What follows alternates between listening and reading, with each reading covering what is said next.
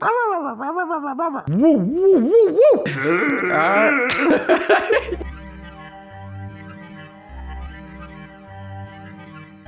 Hey, Maniacs. Hey, Maniacs. Welcome to Midsomer Maniacs. Welcome to episode 6. Yes. Death's Shadow.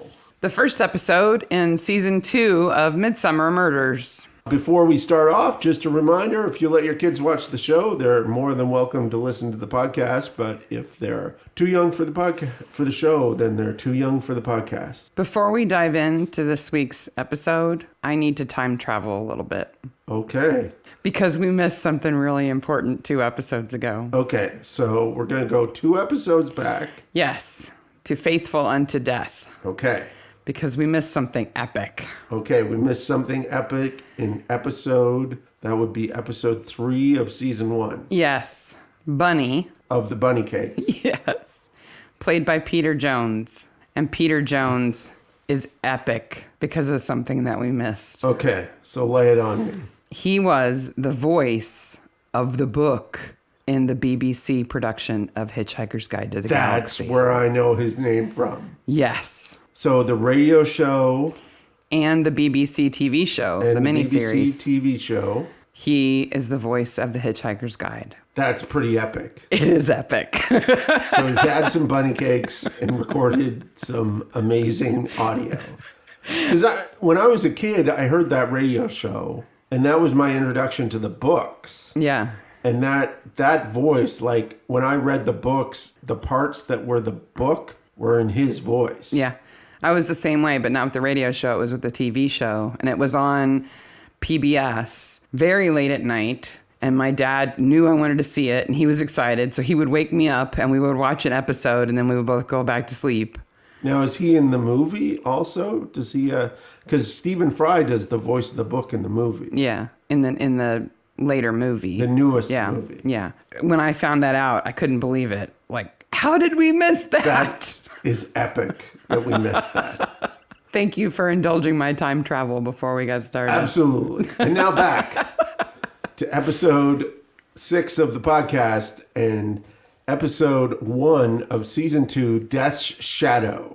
We're back in Badger's Drift. Yes, this episode was filmed in May and June of 98 and broadcast on the 20th of January, 1999. This is kind of halfway through the new season of, remember, it was spring that the first season was on. Yeah.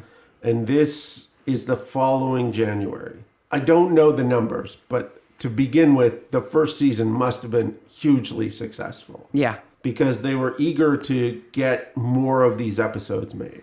I found quite a few reviews for the Murders of Badger's Drift from the time that were really positive and very excited. But, you know, it was the pilot and it's kind of the exceptional episode of these early seasons. So there's no surprise people were excited about it.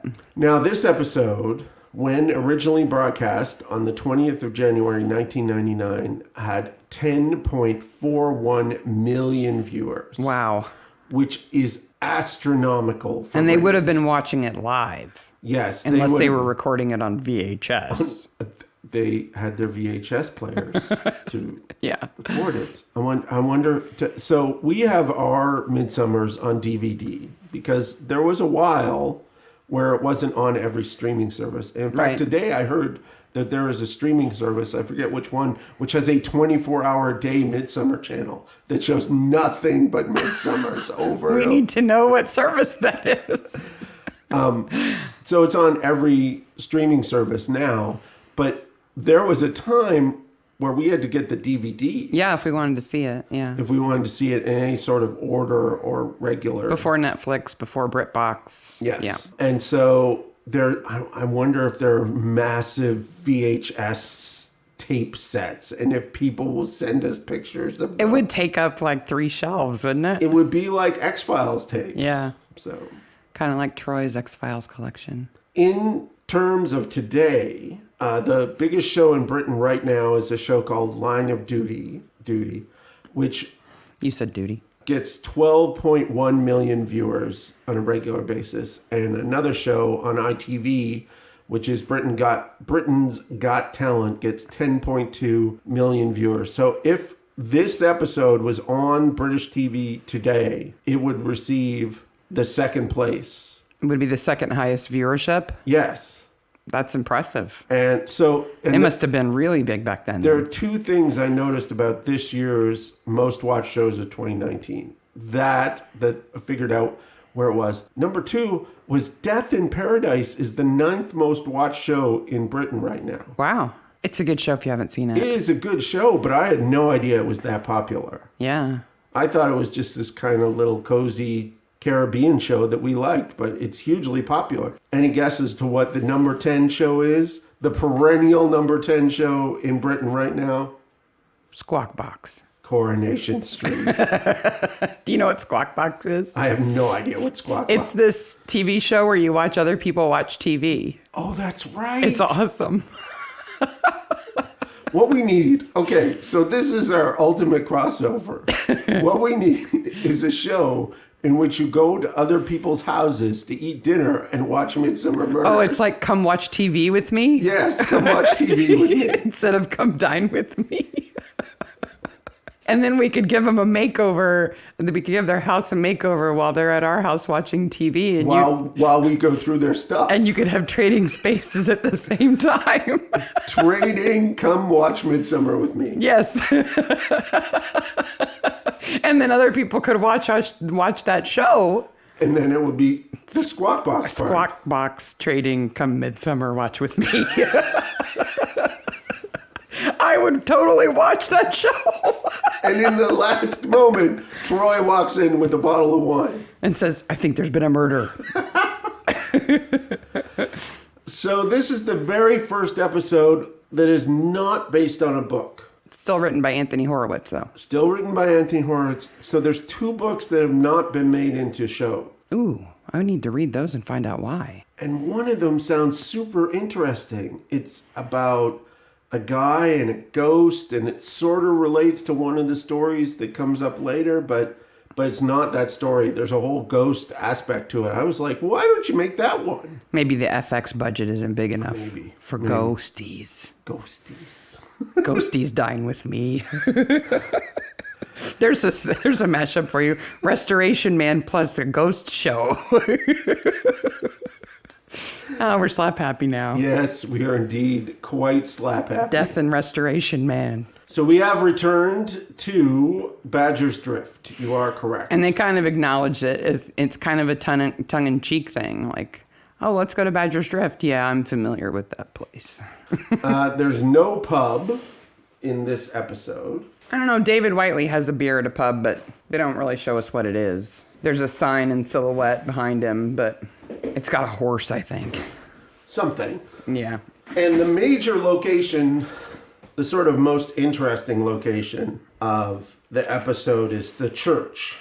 Quite a few St. Michael's. Interesting things happen in that church, and according to my location guide, you're underselling that. According to my location guide, it is the Holy Trinity Church in Bledlow. Ah. The church appears most notably in Death's Shadow, which starred Richard Briers as the resident revenge-seeking vicar. Well, way to spoil it. Exactly.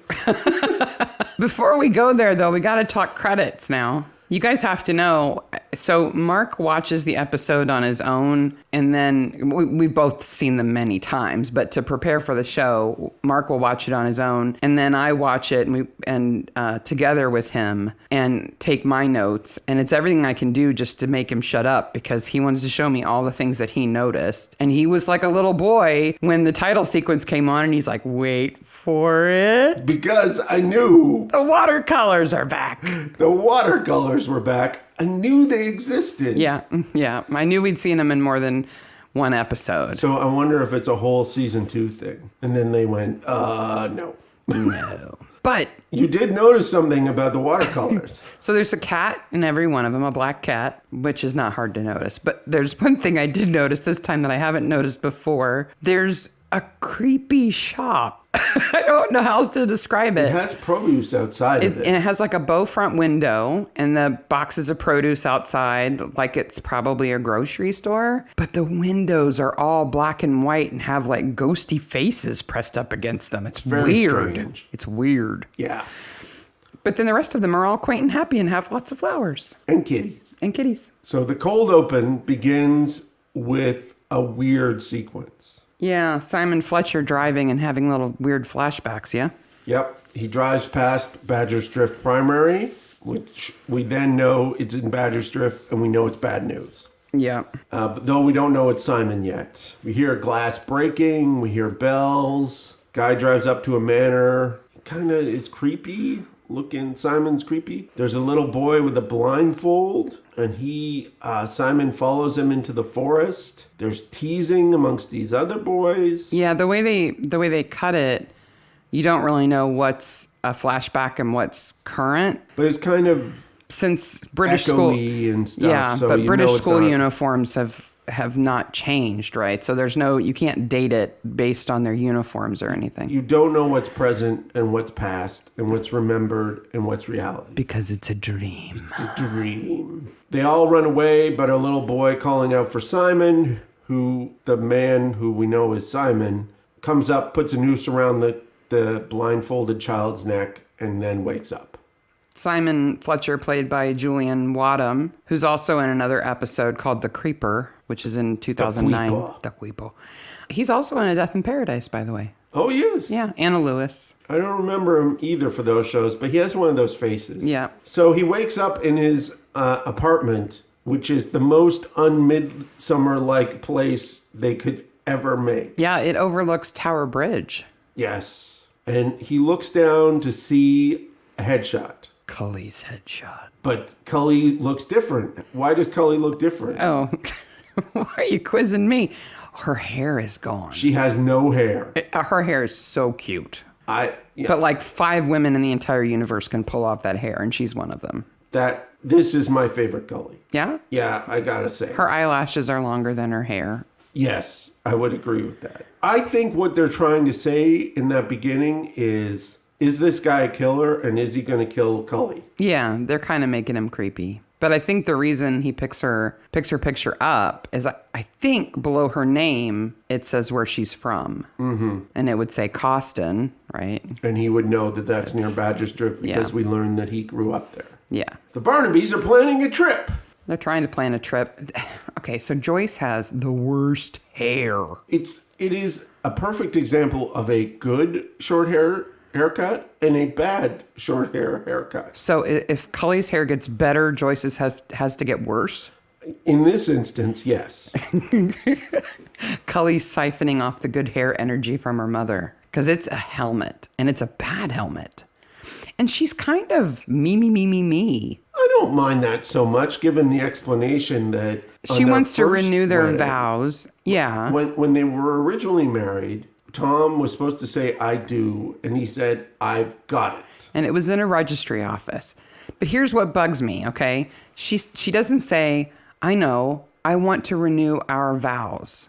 Yes. She says, I want to renew my vows. I want to be the center of attention. But I think Barnaby's like, okay. Well, of course he's like, okay. Because he doesn't have any role in it at all except showing up and picking a bad hymn, a dirge. More on bad hymn later. I won't give away your bad hymn. The case they reference there is the Pimlico poisoner, which is an actual mystery. And we're supposed to believe that Barnaby was solving that one? No, there's no way that's possible because the Pimlico mystery or the Pimlico poisoning mystery, this is clearly a reference to that. It's like a Victorian thing, isn't it? Named given to the circumstances surrounding an 1886 death of Thomas Edwin Bartlett, possibly by the hands of his wife, Adelaide Blanche Bartlett, in the Pimlico district of London. So it's like kind of a true crime in-joke. I think so, because they make a very quick reference to it later on that woman was poisoning her husband. Yeah.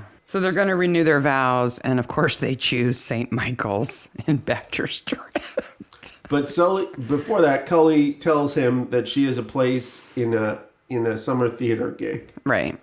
with Simon Fletcher. Yeah. And Barnaby has no idea who At the that is. Costin Playhouse. So off to the church. Yeah.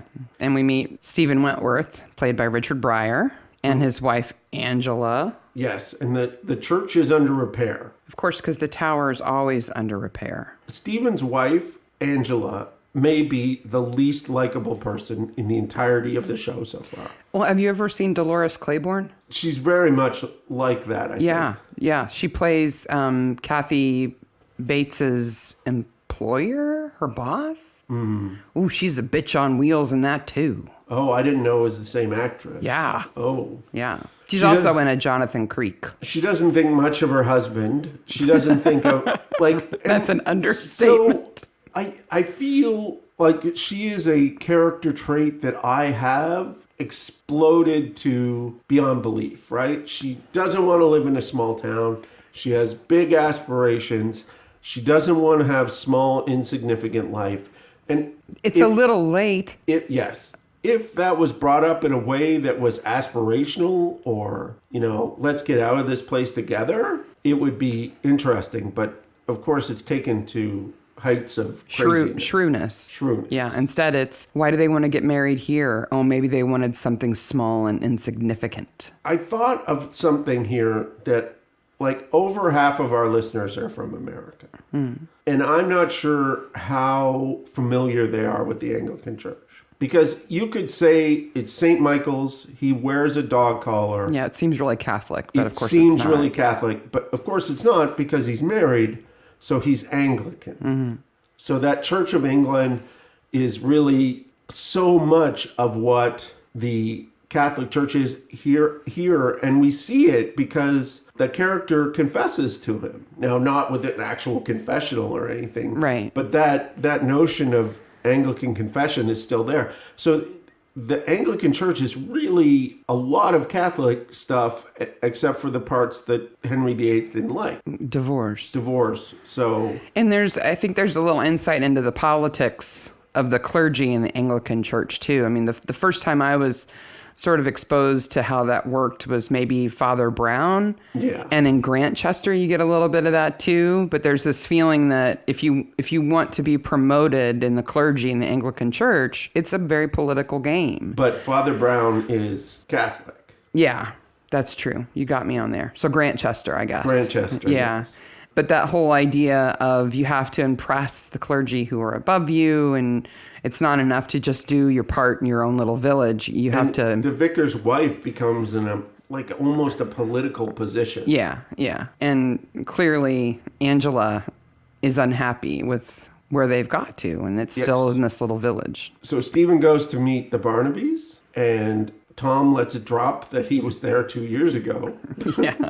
Oh, the Rainbirds, that horrible... shocking affair. Yeah. And of course, the vicar knows Dennis Rainbird because he was the undertaker. Which he would have. And in the background, poor Charlie is cutting the grass with a pair of loppers. I guess. It's the most inefficient grass cutting I've ever seen. And he does He may as well have scissors. in such a menacing way. It's like, oh, this kid's menacing. He's teen angsty more than menacing, but yeah. Well, he gets some attention later on, as we'll find out. And then we get to go to the doctor's office. The worst doctor ever. Before we get to worst doctor ever, and that is in my notes, Barnaby knows his Bible. He knows Marriage of Canaan. And another thing I love that Stephen says is we have a very committed committee. Yeah.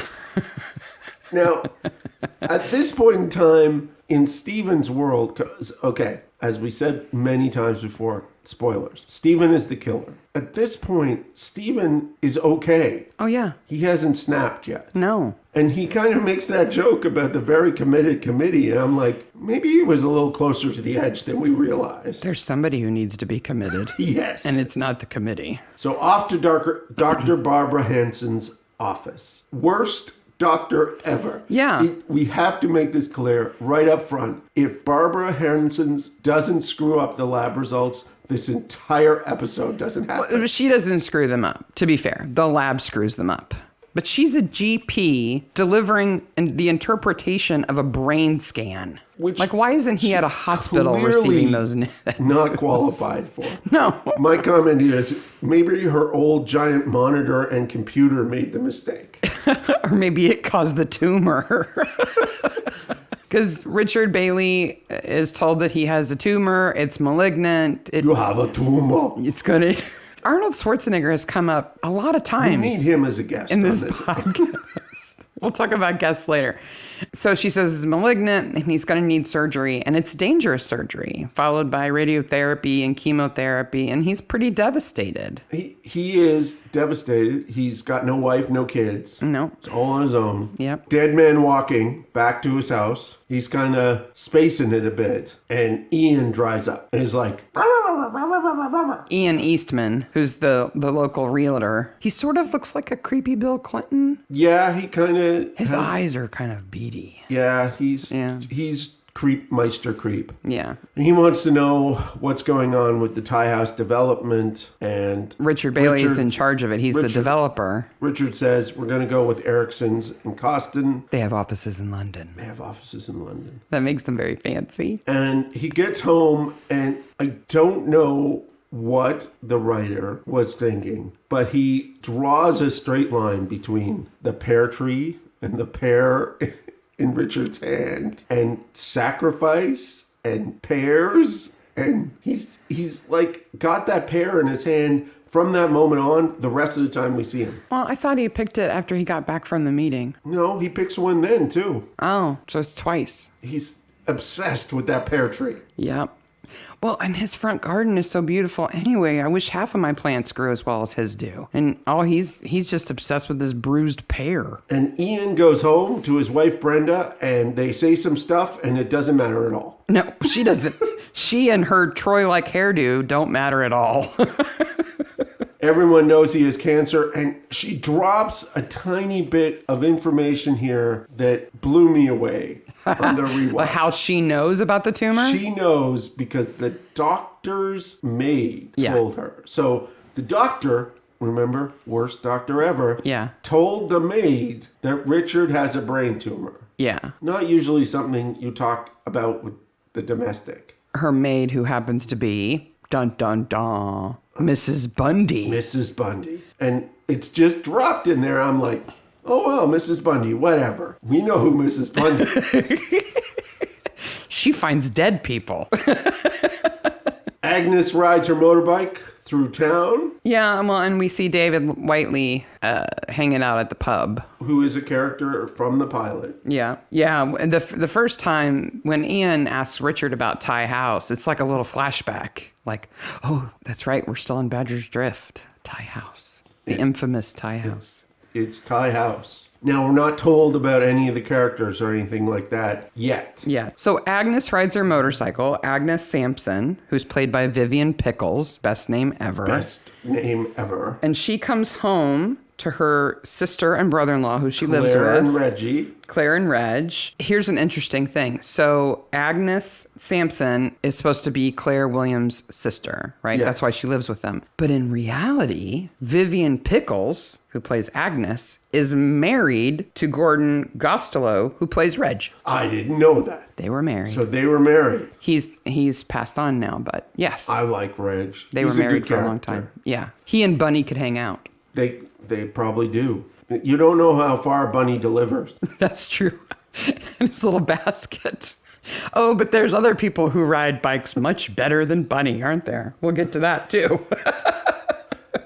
She tells Claire about the development and the loss of 3 oaks and a yew. Yeah, because they're going to convert Thai House into a retirement home and a golf course. This is the big project that Richard Bailey is working on, and everybody's upset about it, especially Agnes. She reminds me so much of that woman in a later episode who's all up in arms about the right of way. Yes. And that people should be able to walk. Yeah, that episode. That may be the bell ringer episode, possibly. Then we get to the Tower Committee, who's so committed. Even though Richard Bailey's on the committee and doesn't go to church. Yeah. He's not a churchgoer. And it's the Grand Village Fete. Ian has on that evil orange shirt. Oh, he's just horrible. They talk about palm reading. the lucky dip. Coconut shy. And Charles is going to set everything up, but Ian wants his help with his coconuts and his young hands. Yeah, because it on takes his coconuts. Because it takes so many hands to set up coconuts. And Angela, who is making a paper airplane like a 5-year-old boy. She doesn't even hide her apathy. She basically says, you all have tea, I'm off to bed. Yeah, don't wake me up. I'm going to take a pill. And they need a celebrity to open the fete. Now, this trope of needing a celebrity to open a fete is used again with the Wilmington ride people. Yeah. Because Barnaby opens that fete. Yeah, that's true. So we have the whole fundraising meeting, which if you've ever seen a Midsomer, you know, well, that's not going to go well. No. Because you can't go to a fete or have a hobby in Midsomer unless you want to die. Somebody's going to die. And speaking of somebody who's going to die, Simon Fletcher drives into town. David Whiteley recognizes him, having not seen him for 30 years. Yeah, would you recognize somebody you knew as a little boy? I don't know. Simon Fletcher takes off like, it's David Whiteley. He is kind of scary. He's kind of confrontational. But Richard asks Stephen if he can stay behind and talk to him, even though it's late, though the sun's still out, because he needs to get some things off his chest. Maybe that's why Ian is so pissed. He's still pissed. He's like, pissy, pissy, piss. Yeah, my orange shirt makes me angry. So Richard talks to Stephen, and we're then changed back to the Barnaby house. Right.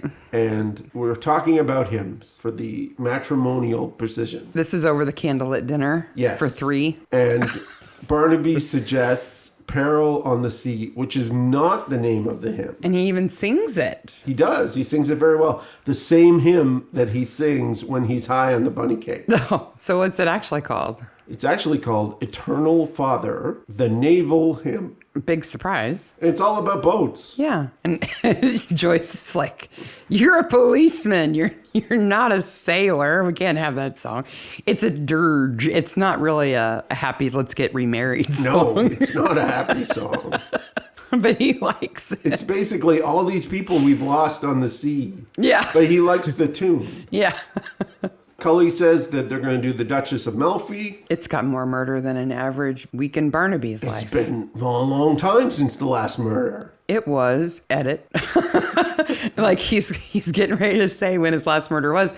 But you know, Midsomer is notorious for not having good timelines or like something that lets you recognize days passing. So he couldn't possibly actually acknowledge how long it has been. No. Because then we would know. So the meeting is over. It's later that night. Claire is making some warm milk and notices that Agnes is not in the house. Right. She's not in bed. And Reggie's like, well, let's go to bed then. Coco in bed. Oh. Even though it's actually his wife who's out there in reality. Worst doctor ever gets a call at like 10:30 at night. Oh, no, later than that, like 11:30 at night. And then goes driving around. Because, you know, that's when the lab calls to let you know the results. But her impulse is good, okay? If I thought that I had a tumor in my brain that was going to kill me, and our doctor found out at midnight that wasn't true, I want him to come over and wake me up and tell me. That's true. I understand that. Tell me. But then she doesn't.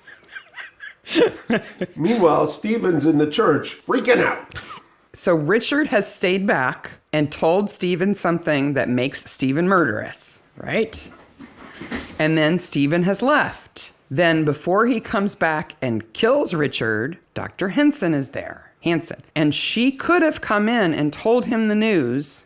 So a second time in which she could stop the entire plot of this show. Meaning that she would be there when the killer vicar shows up, and maybe he wouldn't. Stop the other killings. Maybe he wouldn't have gotten killed, which would have saved a couple of other lives too. But she goes home and goes to bed because it's late. It's all her fault. Meanwhile, Simon's driving around.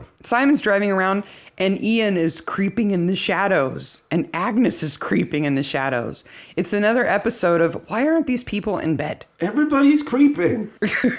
At least Agnes puts on like skulky clothes. She's got like dark sweater, Yes. sock hat. Ian's out there in his evil orange shirt. The gate opens. The killer cam The gate that Richard would never oil because he always wanted to know when someone was coming. picks out the axe. Yeah. And then... And you think that's going to be the murder weapon. Yeah. Nope. Not unless the victim is a pear tree. And then Stephen wakes up in bed. Somebody's in the house. Somebody's in the house. What time is it, evil wife? Angela's level of assholishness is so exceptional that even half awake, she's a jerk. So that clock radio with the flippy numbers was from like 1981. Yes. And let's put a box of sleeping pills on top of it so there's no doubt that she has taken a sleeping pill. She's taken a sleeping pill. And she's got like Gucci silk pajamas on or something. Her pajamas, I looked at them for a long time. I'm sorry. And then I was like, why are you even looking at this woman's pajamas? I had a little come to Mark moment there. There was a time in the late 80s, early 90s where it was like a faux Gucci polo pattern was really popular, and it's like this kind of equestrian kind of ropes and saddles, and they're of that era. So Stephen goes downstairs, notices the windows open, but does not notice his giant scimitar is missing. Yes, because you don't when you're half asleep, you know. I wonder where, like, is he in a fugue state that he actually believes, not that there's somebody there, because he's clearly setting up an alibi. Right. But he goes through the motions pretty convincingly of doing what he's doing. Yeah, I thought the same thing. Like, he goes downstairs, he turns on the light, he notices the windows open, closes it, and even makes a that'll fix it face, and then goes back to bed. Angela is asleep. There's nobody there to see him but us. Who is he performing for? Us. Speaking of performing, the next day, yes, our favorite char lady, Mrs. Bundy, rides again. Yeah, she goes into Richard's house to clean. If you don't recall Mrs. Bundy, she went into Gerald's house. Yes. And found him naked and dead. Yes. Of course I didn't go in the bedroom.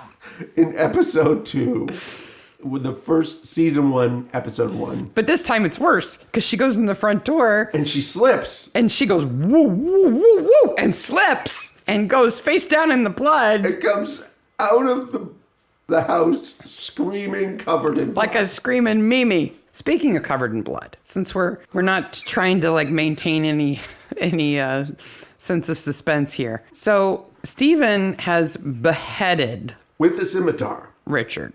Okay. Now, first of all, it's a very small hallway in the house. It's narrow. I'm impressed that he could get a strong enough swing with that thing to actually behead somebody. Like 40 years of living with Angela. He's got some rage. Hasn't made him snap. Yeah. He hears the information that he hears. Yeah. So he snapped. Yeah. I don't think even that could make you like cut a person's head off with a scimitar right away. Like in one stroke. Yeah. Because when we see the kind of reenactment later, it's clearly one swing and a thump. Yeah. Because his head is in the living room, though it might have bounced there or been carried there. But he would have been so coated in blood, head to toe. So we had this little like image. A fountain of blood. We had this little image that Stephen turns on the light in the bedroom to say that somebody's in the house, and he's covered in blood. Yeah, but Angela doesn't notice because she never pays any attention. Angela doesn't even notice it. Because he would be. He would absolutely. You cut somebody's head off, there's going to be some arterial spray. No wonder Mrs. Bundy falls down. Mrs. Bundy finds it.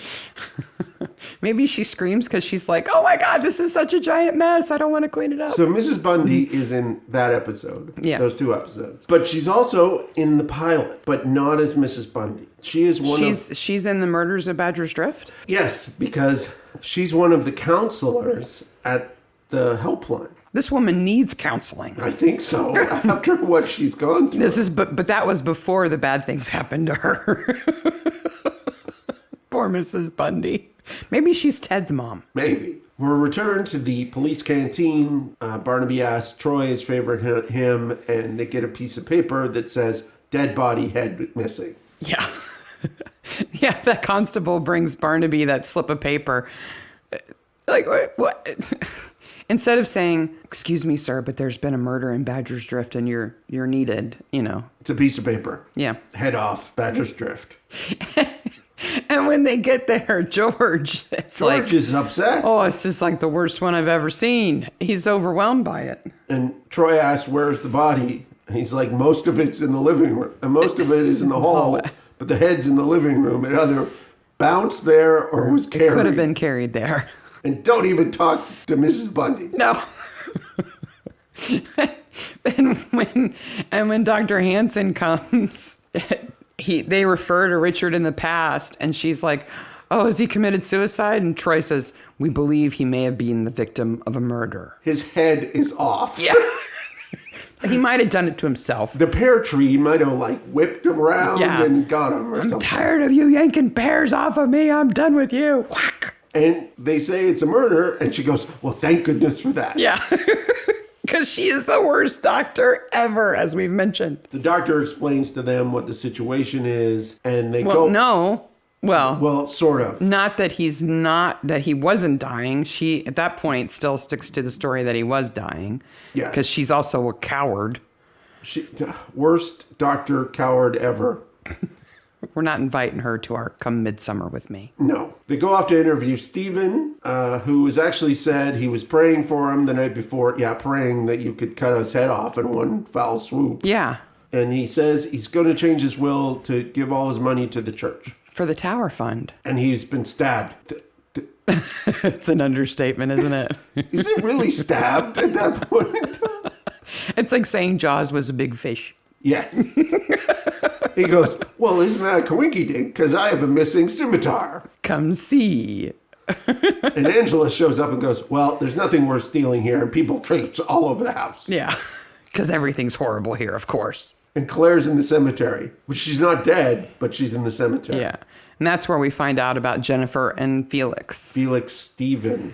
Bryce. Yes. Who we can't really count in the body count for the episode because they've been dead for a while. And Felix was an accident. Yes. Yeah. Agnes was the teacher in the dream, we find out. And then we find out that she also doesn't understand puzzles. Well, she understands them. She just wants her way in the world. Haven't you ever felt like when you were doing a jigsaw puzzle, just like cutting one of the pieces off and making it fit? She's going to make it fit no matter what. So she's sitting there putting together a jigsaw puzzle with scissors at hand. It's not like she gets up and gets them. It's like that's just part of putting together a jigsaw. Later on, most of the puzzle is put together. I guess. Off to Ian's office. And we meet Olive. Yes. Who might be my favorite character in this episode. Olive. Beauvoisier. What is it? Beauvoisier? Beauvoisin. Beauvoisin. Does that mean like pretty view in French? She's not. No. She's unique. But they bring her back for another episode in the same season. Yes. So essentially he explains that David Whiteley had Richard over a barrel. Yeah. Because of Tie House. Yeah.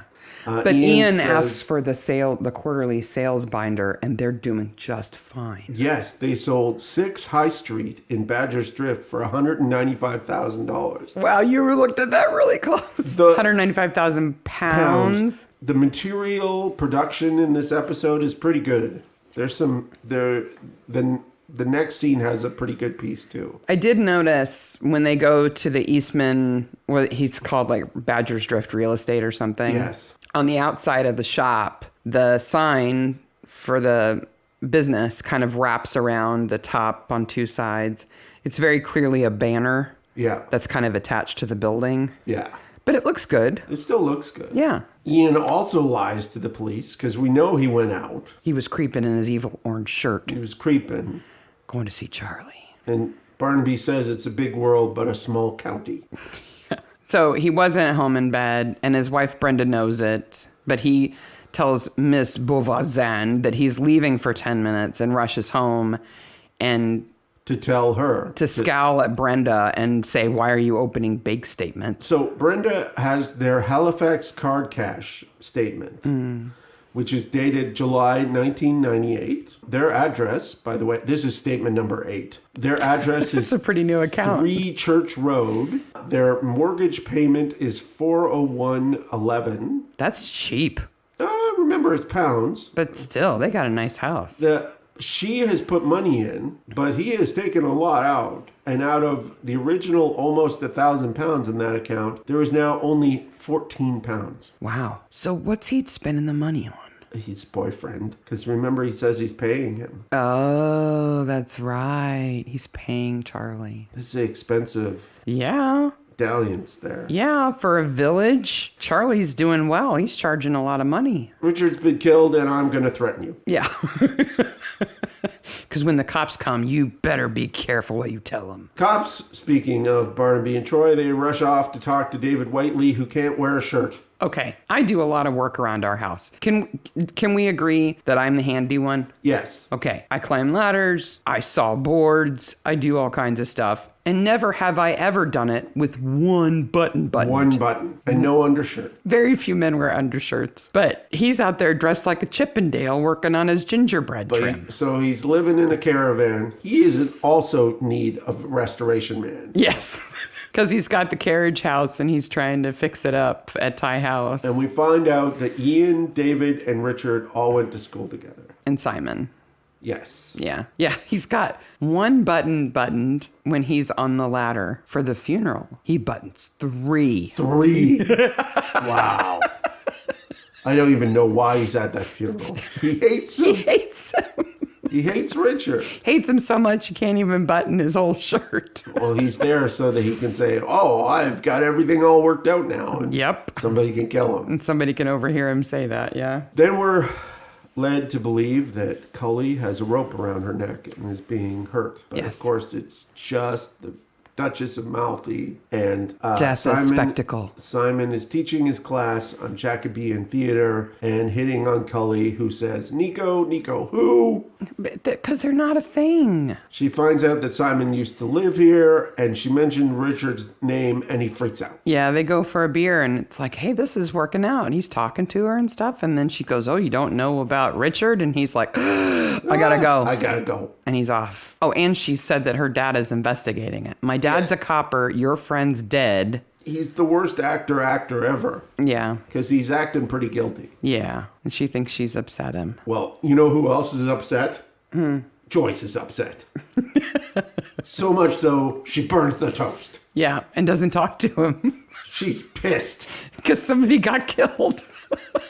Damn it, why do people have to get murdered when I have plans? I'm sorry, Joyce. This is just the beginning of that. Well, if she didn't kill people, it wouldn't happen. But this is so, and we'll get to this at the end, how this is the first episode of really Midsomer at 11 and how this new season is all that spectacular stuff. Yeah. But Joyce is not the Joyce of the first season of I saw a murder and I'm upset about it. No. Joyce is like, my plans are ruined because of your silly little job. Oh, Tom, why can't you be a postman or a dentist? And then Cully goes, hey. What if the vicar did it? What if the vicar did it? No. And they talk themselves out of it. And the fact that he even has like an anti-motive. Yeah. And Cully is like, well, I just hate sleeves and I still think it's the vicar. Because she is in sleeveless outfits through this whole episode. It is summer. I guess. It's a summer acting camp that she's in. That's it is true. the summer. And he takes her to acting camp and he doesn't ask Simon questions. No. Like the way that she's worried he's going to. Dad. Like haven't you ever heard that before from one of our kids? Dad. The memorial service starts and Stephen's wife is horrible. Judy Parfit is so good at acting bored. The camera is high up. It's panning the entire audience in the church. And she has to be bored in a big way for it to and she be says visible. The church is half empty. That is a full church. It looks pretty full. I was raised in an Anglican church in the middle of nowhere in Canada. And it wasn't like a stone church like this one is. It was probably about half the size of this one.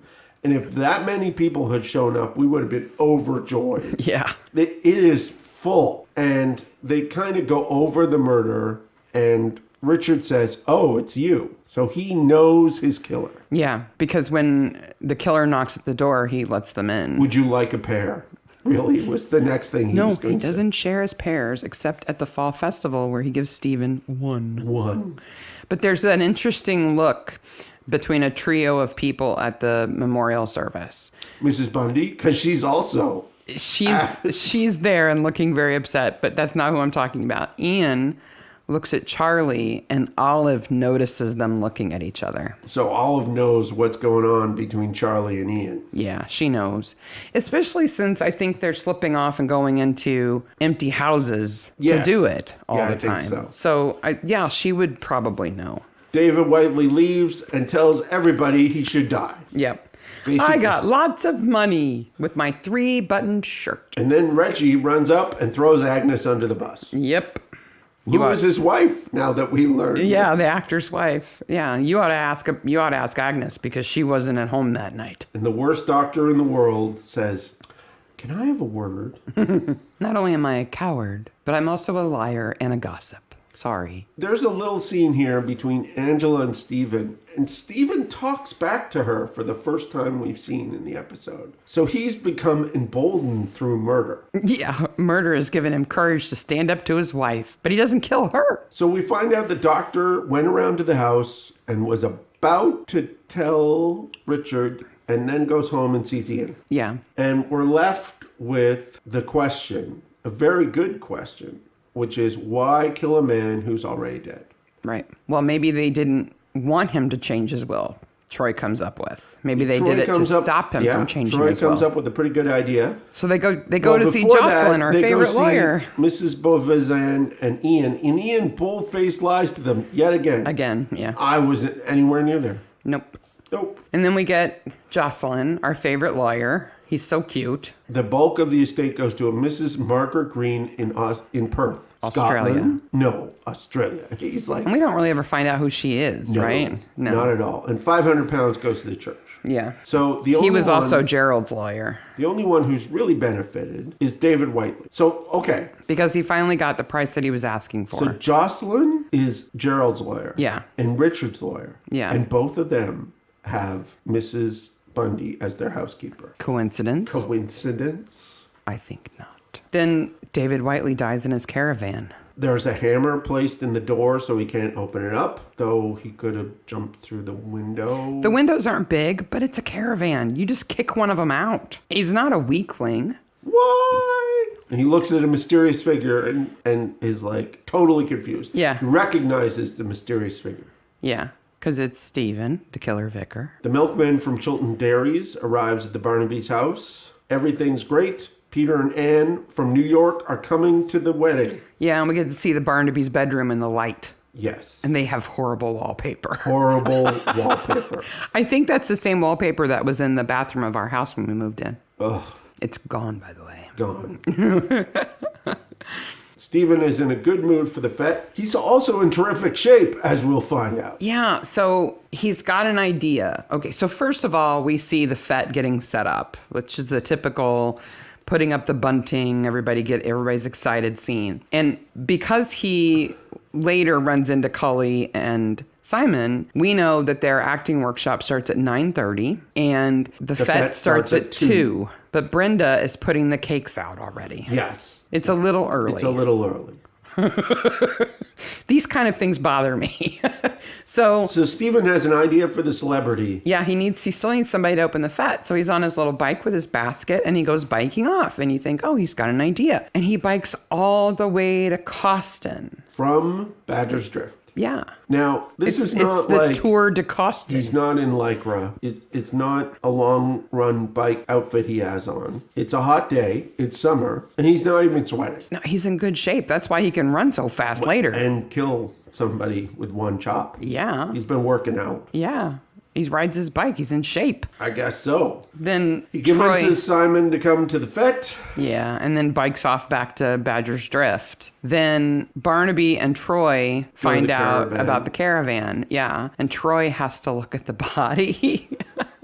And I love the entire caravan is burnt to cinders. Except for one picture of the class. Yes. From Badger's Drift Primary. They go and interview Agnes. They say, "Hey, Agnes, you were going to cut down the pear tree." She says, "Yeah, I was there at midnight on the dot. Whoever came to the door and killed him, he was greeted as an old friend. I freaked out and went home." Eye for an eye, tree for a tree. The fete begins at 2:00. Why is Ian dressed up like a cowboy? Why is Cully on stage while Simon is opening the fete? Emotional support? I guess. That doesn't explain Ian's outfit. And he sneaks off from the coconut shy. Because he pays 2 little girls to run it, which nobody's going to notice. Olive is in the palm readers. Yeah, getting Claire to read her palm. And Stephen gives the doctor some wine. Maybe she won it on tombola, or he's like, "Hey, I'm not going to kill you. Here's some wine." Yeah, you get to survive. Cully gets some tea for Simon. Yeah. And then we have a great act of murderous nominative determinism. Simon Fletcher is killed with an arrow. Now, the arrow that he shot with, I understand, but it's what's called a safety arrow. It is a domed, unpointed arrow. And shot with a crappy bow. It's a piece of wood with a string. You might not be able to stab somebody with this kind of arrow. Yeah. Like if you took it and plunged it into them. And from experience that I'm not maybe proud of. Have you tried this? A good winter jacket would stop that arrow. Was it your winter jacket or somebody else's? I'm just saying I have some experience with arrows of that type. So Simon's spine must be really soft and squishy? Well, so he's walking along, and I thought about this. So they show him walking along, and then they cut to the arrow being shot, and the arrow going through the air, and then he falls over with the arrow in his back. Mm-hmm. I bet he had the arrow in his back as he was walking along, waving to Cully. And then had to go, oh, and then fall he forward. falls on the floor. Poor Cully. He might have been her big chance. Somebody would have seen this. This is just blatant out. He was in the behind open. the palm reader's tent. No. It's the best cover ever. So here we go with days mixed up. Yeah. Because the next scene is Barnaby and Troy rushing into they question people at the fete. At the fete. And as they're leaving, they put together, all these guys were in school together. Including Ian. Ian is the only one still alive. So we should rush over to Ian's place right away. And they run off screen. And go home and go to bed. Well, but what? They drive up and they're in skid to a stop. In completely different clothes. The next day. It's a continuity issue, I think. It's like they said, it's 5:00. Yeah. So I don't care if he might be murdered tonight. I can't save you today. He might be killed later, but it's okay. Where's Ian? He's in an empty house with Charlie. Yes. Bo goes in, gives him up. Hey, at least they shut the front door. Unlike other people who are bonking. He's upstairs with Charles. He's paying him. He's 19. Okay, so the reason why they're rushing over to see Ian is to protect him from whatever is killing all these schoolmates, right? Right. And Ian has like this soliloquy in front of an open window. Yeah. I'm like, I'm not gay. Maybe you should keep him away from the window. Well, and then they just leave him there. So apparently being gay is protection against murder. I guess. Or not being gay. So there was a group of them. They were called the Sign of the Four after Sherlock Holmes. There was an initiation for this new Felix kid. They had no idea what was going to happen. They put a rope around his neck and put him on a chair and tied his arms behind his back. And he slipped off the chair. Yeah. It was a complete accident. And they were off having a sneaky cigarette, so they didn't know. And then everybody thought that he committed suicide. Right. And then his mother was so bereft that she wasted away and basically died too. And we know it's the next day because Joyce has arrived at the church. Waiting for Barnaby to get there at 11. So maybe they got up first thing to go and see Ian? As fast as they could drive. Yeah. Next, they go see Agnes. Yeah. And Claire, and they lay out the whole history that the girl was a modern girl. People blamed Agnes for the boy's death. She just slipped away And Barnaby says, I need to know what kind of alarm clock Angela has. Yeah. Which is a cryptic. Which means, haha, I've got it. Because he has to go. He says, I need to be at the church. I'm running late, but first we need to stop by the vicarage because I need to know what kind of alarm clock Angela has. Yep. And Troy's like, huh? He looks like a confused dog. What? Tom arrives and says the service has to be canceled. Is that how you would do it? I don't know, but Joyce, who was ready to kill Brett before, is like, oh, okay, whatever. Well, she's not surprised. But he confronts Stephen. He says, I know you're the killer and everything. He does kind of say to Joyce and Cully, back up, right? But if it were me, if I was Tom and I was coming into that church, I would have come in and said, I'm really sorry, Joyce and Cully, but I need a moment to talk to Stephen. It's about the case. I got to ask him a question. Maybe call for backup also. And I would take him over to the side. Some uniforms. And then I would confront him. Exactly. Not with my wife and daughter standing right there. And I love Cully's face when she realizes what he's saying, that Stephen's the murderer, and Stephen is like, yeah, I'm the killer. I kill all the people. Kill. I kill, and I'm not sorry that I did it. Cully rolls her eyes like, oh, great. Told you it was the vicar. This murder has gotten in our way again. Yeah, stupid murder. When the recreation of the crime happens, you hear the thud of the head. The thump, yeah. Barnaby says it's Old Testament, and Stephen's like, I'm glad I did it. I'm crazy. I should have done it a long time ago. No. He asks if he could. He says he's going to go pray, and then he takes a run up the stairs, up into the tower, and goes and hangs off the scaffolding. But before that, he kicks Troy. Yeah, well, because he's an athlete. Yes. Stephen is an athlete. He must be. Because he rides that bike. The athletic vicar. He is in good athletic, shape. Murderous vicar. Yes, he's in good shape. And he makes it to the top of the tower. Troy says, stop, don't. Yeah. But so when Stephen gets to the outside of the scaffolding, he sees that Angela's walking up the way. Angela! And he shouts at her to get her attention to make sure she sees him fall. Yes. It's like, not fall. He jumps. Well, yeah, but it's like he wants to make sure she sees it. I should have done it years ago. Yeah. And off he goes. And he does some great dead body acting there. Yeah. And they've got a couple of good stunt people there, too. Yep. And the Barnabys are off on holiday. Yeah, they're off on the Orient Express. Tom's got an ascot on. Yes. He looks like he's going on the Love Boat or something. And then before they pull away, Cully gets down in the window and she's got this little box of something. And every time I see this episode, I think she's going to hand them condoms. But it's confetti. It's rice paper confetti. Rice paper. Yeah. But I always think she's going to hand them condoms.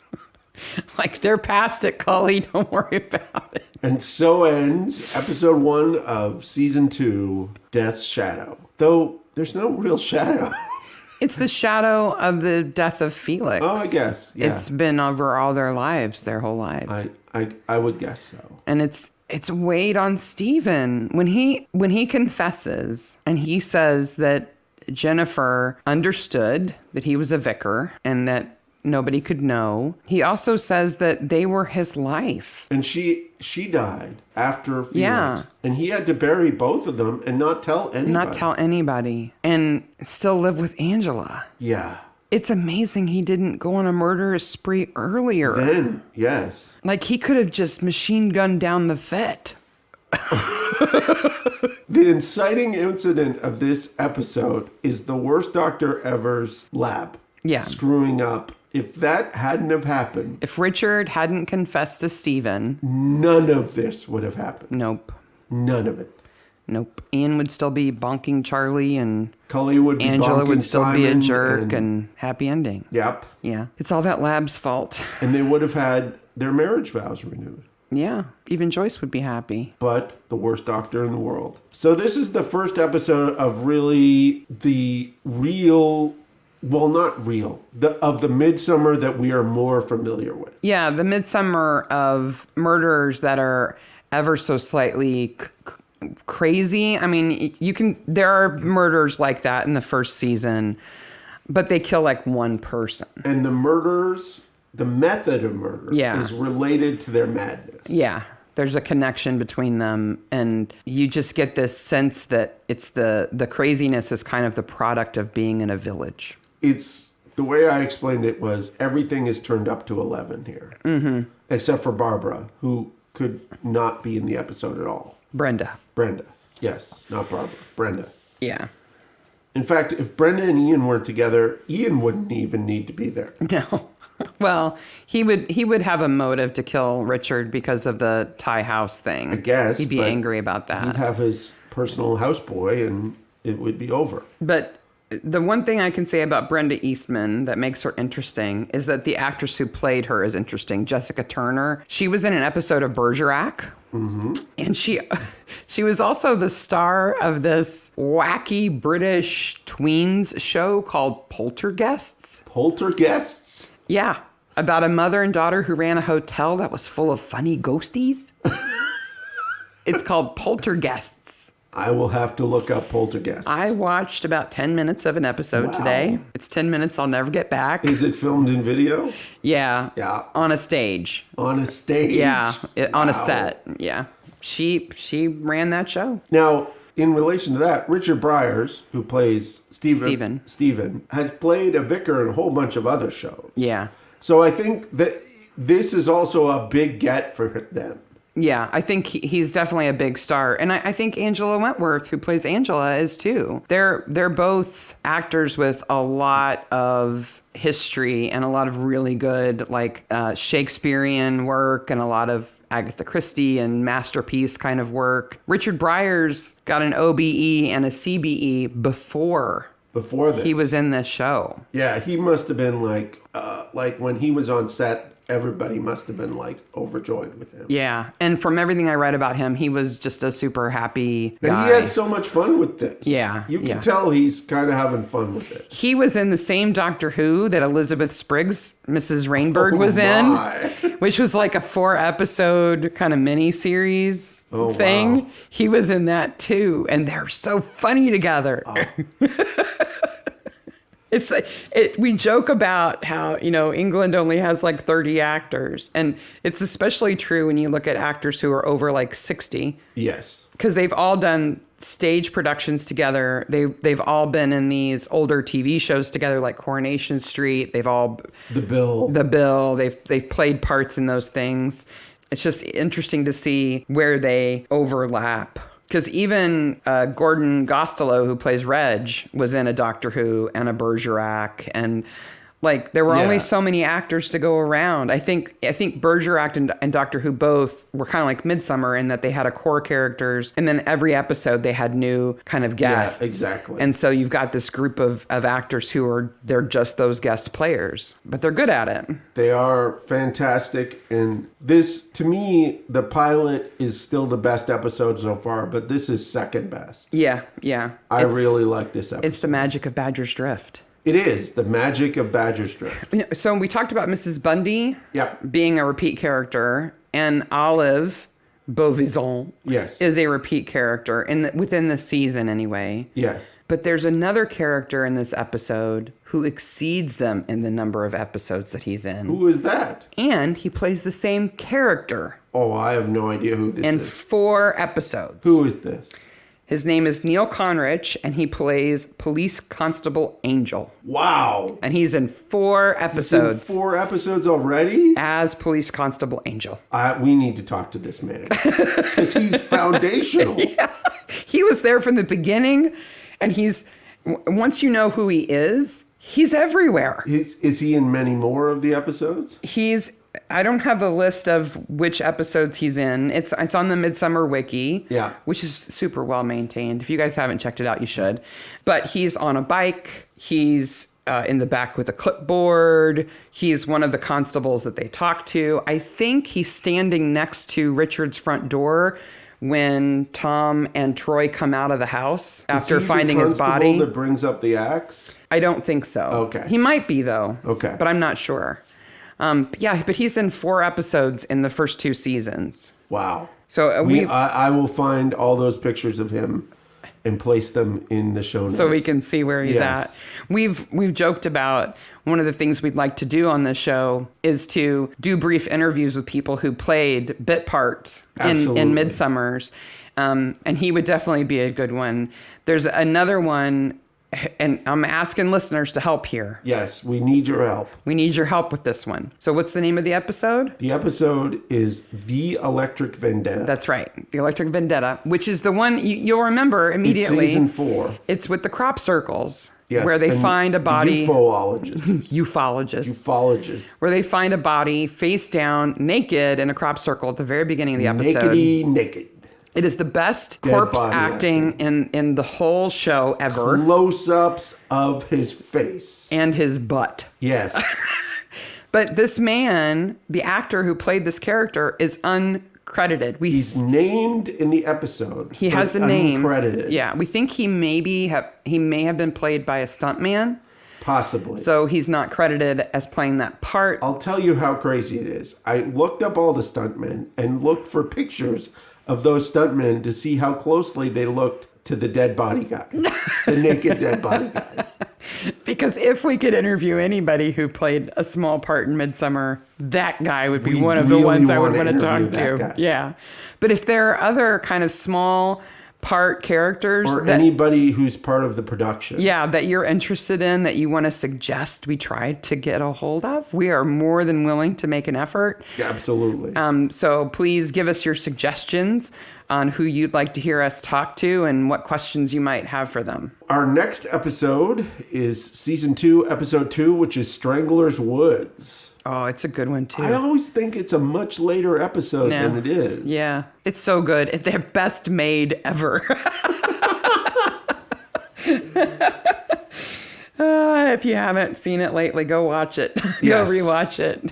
So, again, we want to say thank you to everybody who's been listening and making comments. We've just been absolutely blown away by the response of the show already. We just dropped the 3rd episode today, and the number of downloads for this today has been our most ever already. In one day, yeah. We're gaining steam and popularity here. And what I love is all the comments that say, I found my people. I found the people who understand what I'm talking about. Other people who like this show. I thought I was the only one. Clearly, Midsomer is a super successful show. There are lots and lots of people who like it. But for some reason, outside the UK especially, it's like a secret. And in fact, we're going to record this week a little interlude to play before the 4th episode of thank you comments, actually reading out some of the comments. And we've had one individual send us an audio clip. Yeah, it's great. It's just so fantastic. Exciting. We're blown away. So thanks for listening. And tune in next week for Strangler's Wood. Strangler's Wood. Now you're making garroting motions with your hands. Bye, maniacs. Bye, maniacs.